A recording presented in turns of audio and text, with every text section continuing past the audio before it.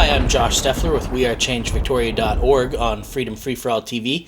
And I've caught up with Dr. Tim Ball, and we're just going to ask a quick question.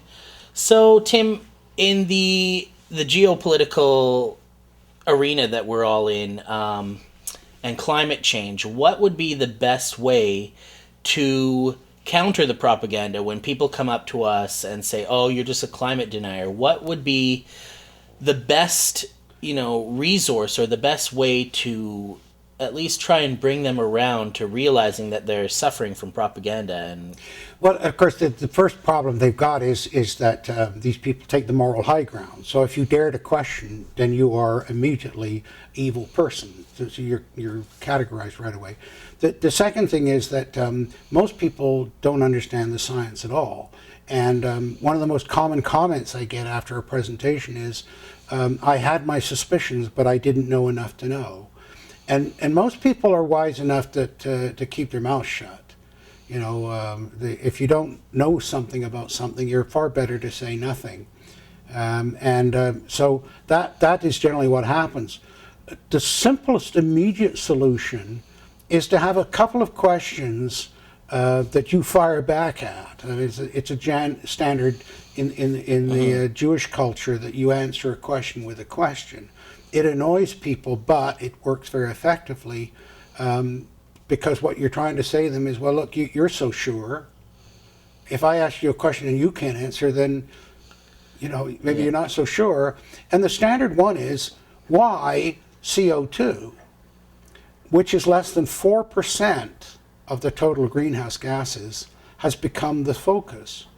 And why, when CO2 in the past has been up as high as 6,000 parts per million, is 392 parts per million problematic?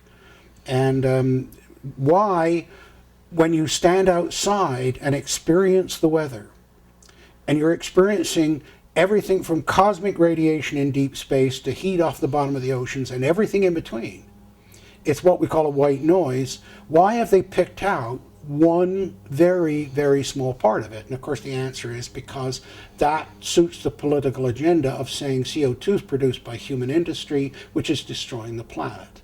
It's central to their political agenda. So you throw it back at that. The other thing is that they need to understand of how ideas change.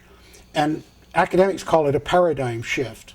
So the idea of environmentalism came in, and it was necessary. We need to look after our planet. We're all environmentalists, just these people have claimed they're the only ones that care and we don't.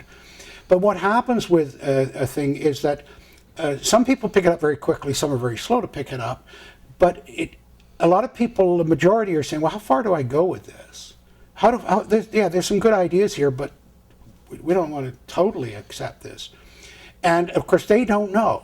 And the example I use is feminism. It was a new paradigm. It was a paradigm shift. And a lot of women were saying, well, yeah, great, we need some of this stuff. There's still some things they need. But the majority started to say, well, how far do we go with this? And that's when I understood, and this helps people understand, the role of extremism in society. Because the extremists, and I used to wonder, well, what good are they? What do they prove? They're just extremists.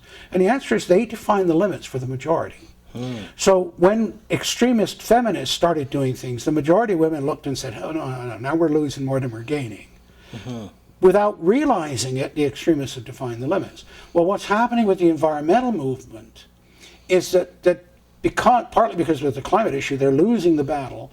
They're saying such extreme things that the majority of people are starting to get a grasp on what's happening. So, as I said, answer questions with those questions, those simple questions, and then step back and look at the extreme statements that are being made.